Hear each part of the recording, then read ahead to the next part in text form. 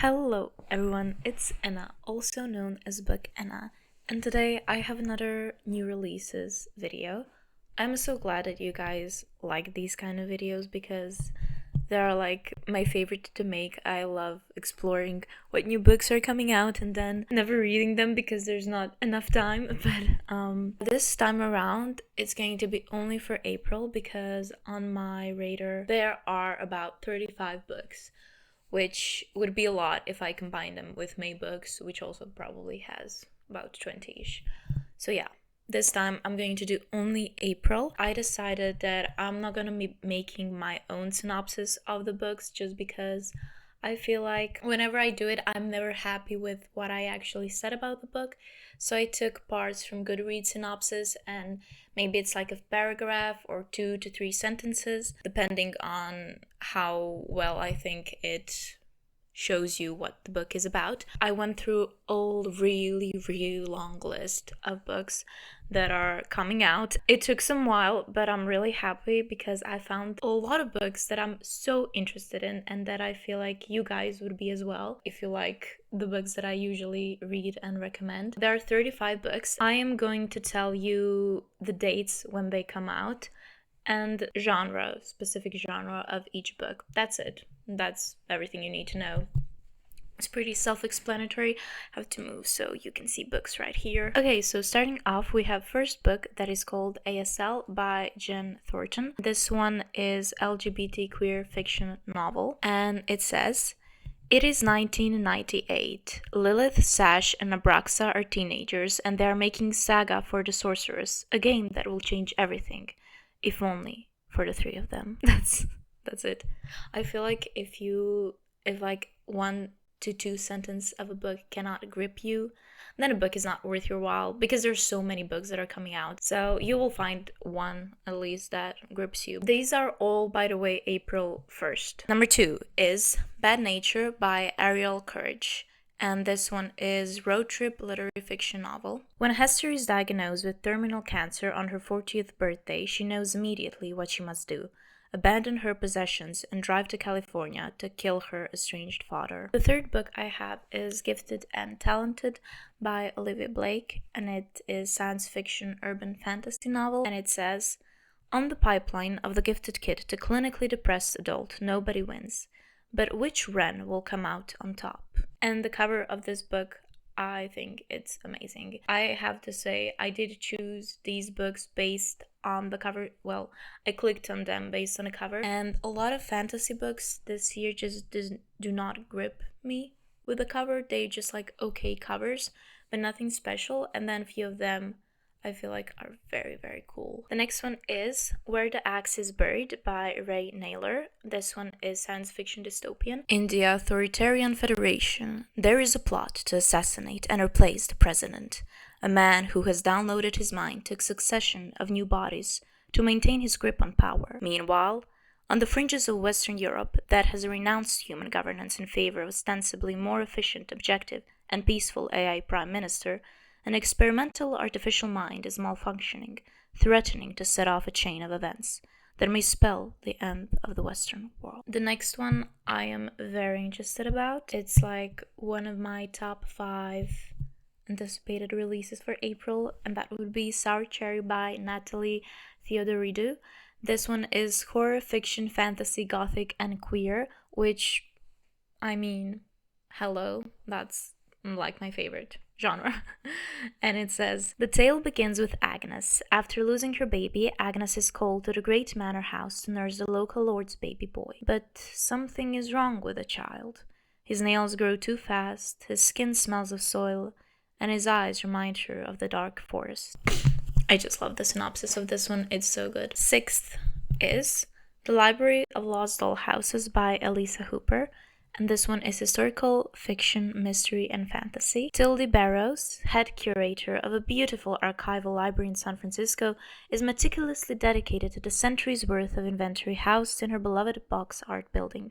She loves the calm and order in the shelves of books and walls of art, but Tildy's uneventful life takes an unexpected turn when she, first, learns the library is on the verge of bankruptcy, and Second, discovers two exquisite, never-before-seen dollhouses. The next one I clicked on it because I love the title. It made me laugh so hard. It's called Unsex Me Here by Aurora Mattia, and this one is queer lit. Unsex Me Here is a prayer book tied together by the strings of a corset. Glamorous ramblers, haunted by the sense of another world drawing near, wander in and out of its inexplicable twilight. From a West Texas town with a supernatural past to a stalactite cavern in the birthplace of Aphrodite, from hotel rooms to gardens to the far horizon of thought, they seek the source of the disturbance in their minds. I think that synopsis is beautiful.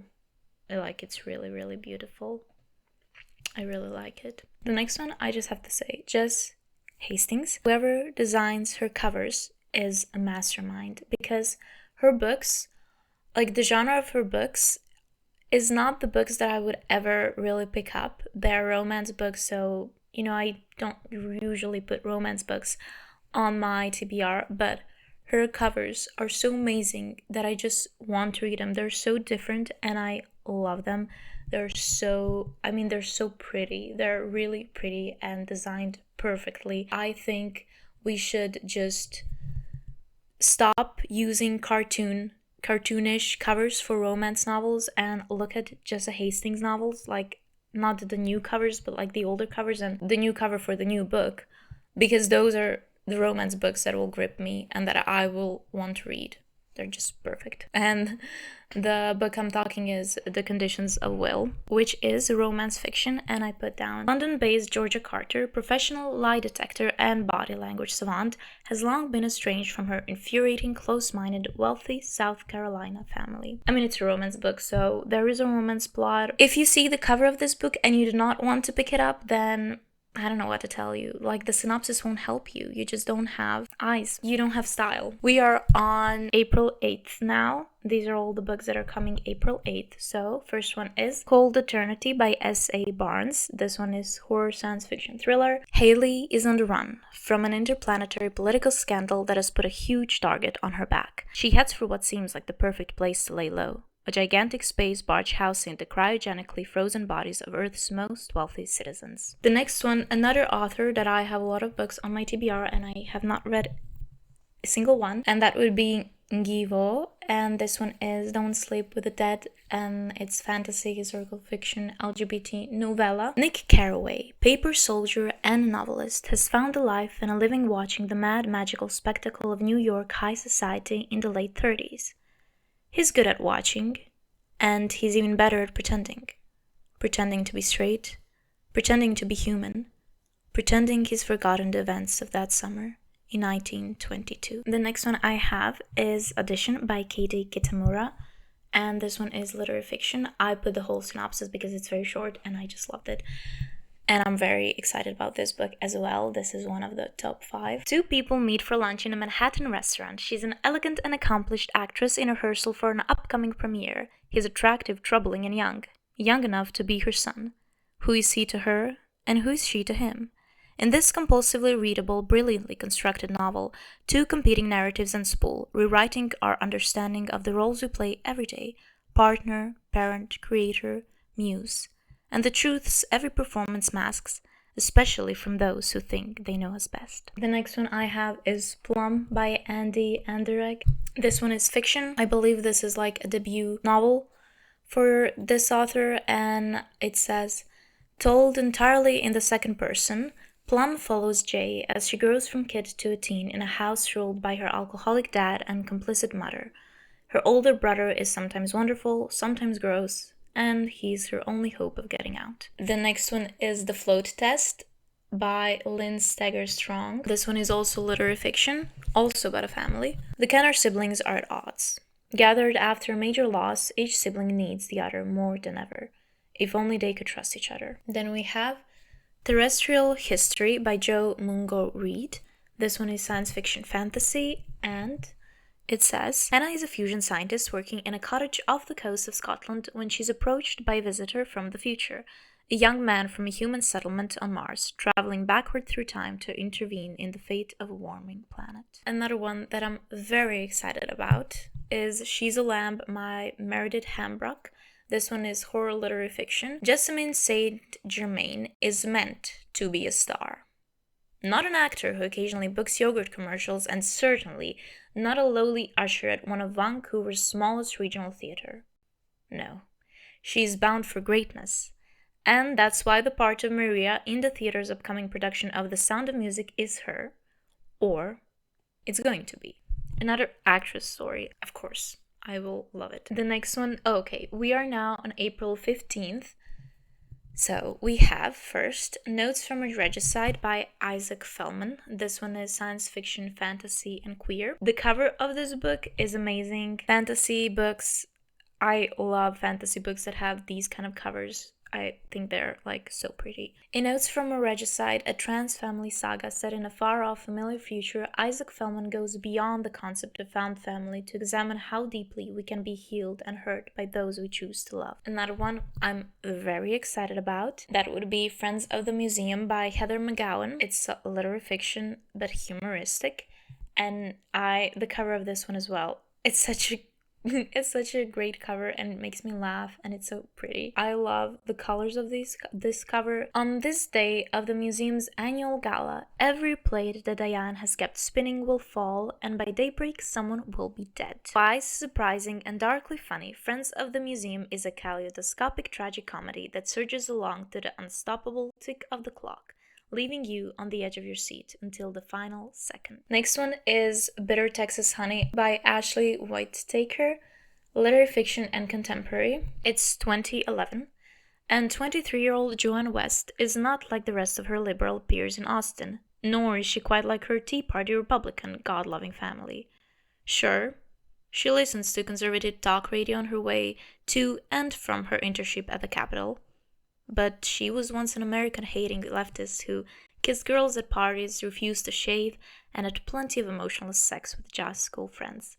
That is until a drug-induced mania forced her to return to her senses. The next book is Vanishing World by Sayaka Murata. This one is science fiction Japanese literature dystopia. Now, I read Sayaka Murata. I read her Convenience Store Woman, and I thought it was okay. I have some other books by her on my TBR, but I feel like this could be like the one that I'm most interested in currently from her. As a girl, Amana realizes with horror that her parents copulated in order to bring her into the world rather than using artificial insemination, which became the norm in the mid-20th century. Amana strives to get away from what she considers an indoctrination to this strange system by her mother, but her infatuation with both anime characters and real people have a sexual force that is undeniable. Now we are 22nd of April, and first book on this date is Eat the Ones You Love by Sarah Maria Griffin. This one is horror, fantasy, romance, and LGBT. A twisted, tangled story about workplace love affairs and plants with a taste for human flesh. This is a story about possession and monstrosity and working retail. It is about hunger and desire and other terrible things that grow. Then we have When the Wolf Comes Home by Nat Cassidy. This one is horror thriller fantasy with werewolves. Another author that I have a lot of books on my radar, a lot of books on my TBR, and I have not read even one of them. One night, Jess, a struggling actress. I think I'll know which one I will read first by him. Finds a 5-year-old runaway hiding in the bushes outside her apartment. After a violent, bloody encounter with the boy's father, she and the boy find themselves running for their lives. Next one is Happiness and Love by Zoe Dubno, which is literary fiction. As the guests sip their natural wine and await the actress's arrival, the narrator from her perch on the corner seat of a white sofa silently, systematically, and mercilessly eviscerates them, their manners, their relationships, their delusions and failures, and the complete moral poverty that brings them here, to Nicole and Eugene's loft on the Bowery. When the guest of honor finally does arrive, she sets in motion a disastrous end to the evening, laying bare the depravity and the decadence of the host's empty little lives, a hollowness that the narrator herself knows all too well. Then we have The Bright Years by Sara Damov, another family saga story, historical fiction. Brian and Lillian Bright are deeply in love, recently married, and now parents to baby girl, Georgette. But Lillian has a son she hasn't told Ryan about, and Ryan has an alcohol addiction he hasn't told Lillian about. So Georgette comes of age watching their marriage rise and fall. Told from three intimate points of view, The Bright Years is a tender, true-to-life novel that explores the impact of each generation in a family torn apart by tragedy, but, over time, restored by the power of grace and love. Okay, so I just filmed my video completely and I went to check if everything is filmed, and it of course wasn't filmed. The Book Club for Troublesome Women by Maria Bostwick. This is still April 22nd. This one is historical fiction. And it says, by early 1960s standards, Margaret Ryan, Viv Buschetti, and Bitsy Cobb, suburban housewives in a brand new planned community in Northern Virginia, appear to have it all. The fact that all doesn't feel like enough leaves them feeling confused and guilty, certain the fault must lie with them. Things begin to change when they form a book club with Charlotte Gustafson, the eccentric and artsy new neighbor from Manhattan, and read Betsy Frieden's just-released book, The Feminine Mystique. The next one I am very interested in, and that would be The Pretender by Jo Harkin. This one is historical fiction, and it is in Tudor period, which I have not read a lot of books in that period, but it says, a sweeping historical novel in the vein of Hilary Mantel and Maggie O'Farrell, set during the time of Tudor's ascent.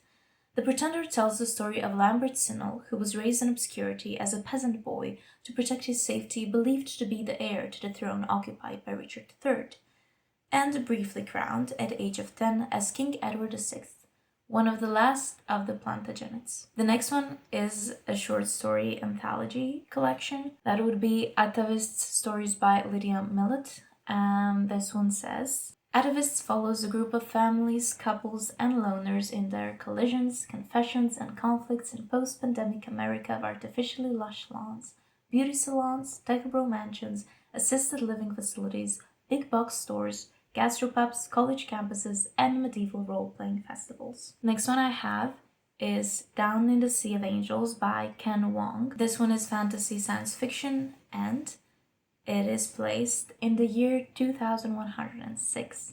It says, climate change has altered the world, transforming borders, cities, and socioeconomic structures. Additionally, a cosmic event known as the Bloom has awakened psionic abilities in a small percentage of the population. Next one is lesbian fiction, and it is Ordinary Saints by Niamni Mailoin.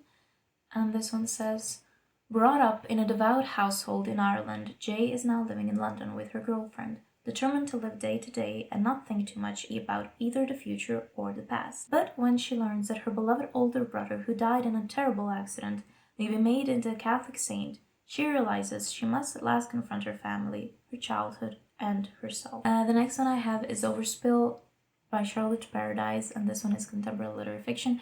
And this book made me want to read it by only one line, and I have not read the complete synopsis for this book because this one line was enough for me.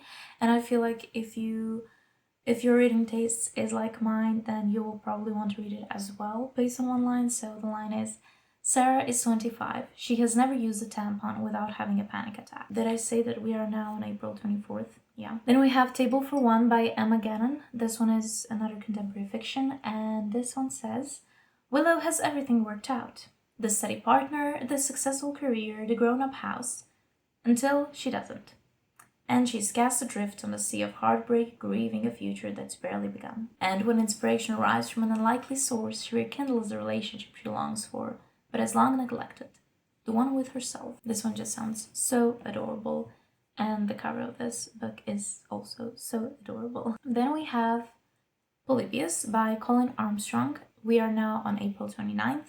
This one is horror science fiction mystery, and it says, having recently moved to the gentrifying seaside town of Tasker Bay with her mother, the only thing on high schooler Andy's mind is saving up enough money for her escape to Silicon Valley.